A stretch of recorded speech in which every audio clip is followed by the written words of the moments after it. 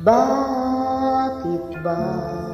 Ba't ganito ang tadhana? Hindi na ba matatapos ang lahat ng pagdurusa? Dapat ba? Dapat na bang lumaya na? Ang pagod na puso ko'y mapipigilan ko pa ba? Ano bang dapat gawin? Puso ko'y dapat sundin. Di ko kayang tiisin ang sugat ng damdamin.